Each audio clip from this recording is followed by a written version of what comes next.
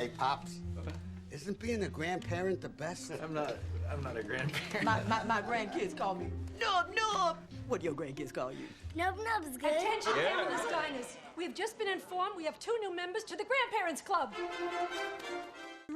Grandfathers wore cardigans and hearing aids. I wore baseball caps and running shoes. Sure, I may have been a little out of shape, but I was still young. Oh, George! Hey, what do you think? Can you tell the difference? Can I tell the difference? What did you do? Is it permanent? It is if you want it to be. The new, permanent, young and improved and stronger, I might add, George Stanley Banks. I have a lot of interest in what kinds of cultural messages make us fear aging. Cinema is one of them. Horror movies like Old, where people are suddenly, rapidly, becoming this monster, which really is just an old person. Or there's the Benjamin Button film where people are aging in the supposedly wrong direction. There's even 1930s Hollywood movies like Whatever Happened to Baby Jane, where it's a kind of new version of the woman in the attic. And the whole idea is turning age into monstrosity, as though then we can so visibly see this thing that we need to eradicate, that we need to kill, that we need to cure and get it out of the way. More subtly, most films about dementia do this, even when they're romances. Why did you call me darling? I don't know you. What's going on here? Am I supposed to know you? No. No! No!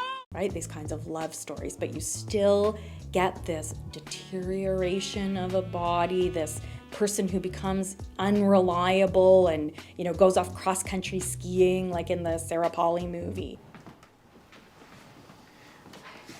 I couldn't find the bathroom. It's okay, baby. Come on, let's get you cleaned up. Who are you? It's still enacting that idea of horror that can help cinematic audiences feel like I might be getting older, but I'm not that. And then we can all feel a little bit safer and more secure for a moment. Unless, of course, that is part of our experience. And that's something that I think those movies have a lot to answer for. One of the surprising places where I find encouraging depictions of aging on TV is British crime drama. I remember visiting my parents in Calgary and seeing a face on the television and thinking, what is that? And it was Prime Suspect featuring Helen Mirren. And it just showed a close-up of a face. She was in her 40s maybe, but it was still much older and much less tinkered with than the imagery that we're used to seeing in television shows. And then she just goes ahead and is kind of a jerk, and she's a boss that demands respect from everybody. So shut up and sit down. And then there's a character, Vera, played by Brenda Blevin, and she's the same kind of cop as in other British cop dramas that feature men, where she drinks too much, she's kind of disheveled, she's unreliable, and then they look at her and they question her, and you think they're questioning her because she's a woman, and then she's a little bit smarter than them. Now, would you like me anymore if I was nipped and tucked? Younger, prettier? Listen, I don't need lipstick to define me. And so it's not about her aging. Like, she doesn't make it about that. Those shows don't make it about how the women look. But we just get to see older women doing work and with some measure of equity and equality. We look like we're senile and can't remember anything.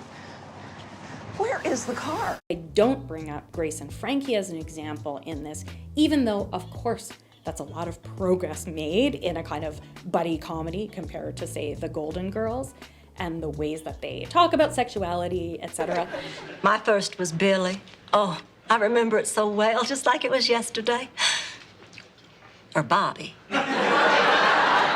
Yeah, Bobby. Yeah, it was Bobby. Or was it Ben? But it really is always primarily about age and aging. And that's helpful to get us to think, but what I like about the British crime dramas that I talked about is they're not necessarily marketed to older adults. They're for everybody, and we just have to sit and listen to older women.